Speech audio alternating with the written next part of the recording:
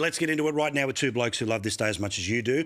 One of them is the wonderful Matt Canavan, free to say whatever he wants because he's not even tied to the libs anymore. Don't let the government police your speech. Bloody oath, mate. Hopefully having a wonderful time in central Queensland right now.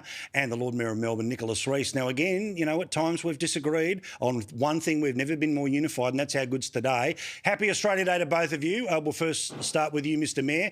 I loved seeing that bloke who was the man with Greek heritage who was literally jumping for joy because now he's part of the club that all of us and everyone watching is, and that's to be an Aussie.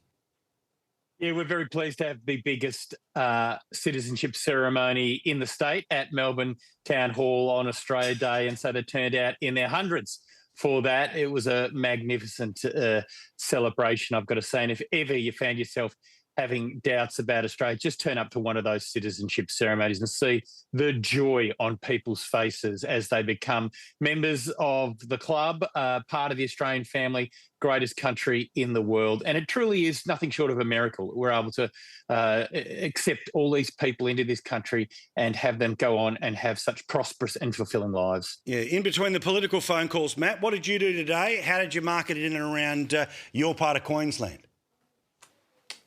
I had a great day. It's been a wonderful Queensland day up here in Yeppoon.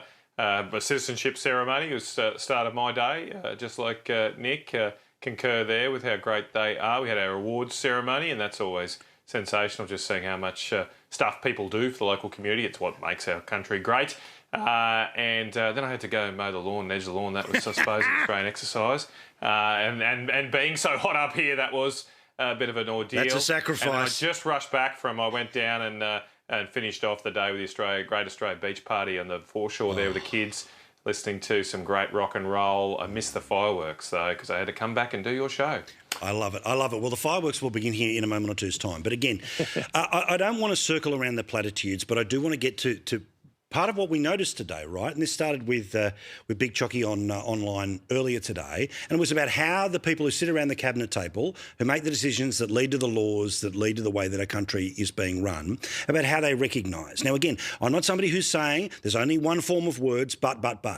It's very obvious about what the omission is. It's very obvious here when multiple ministers, there's a flag in the background, but dare actually give it prominence, talk about Happy Australia Day instead. Or the cute way to get around a day of national focus or pride is to talk about the citizenship ceremony, because then we don't have to deal with the other points of today.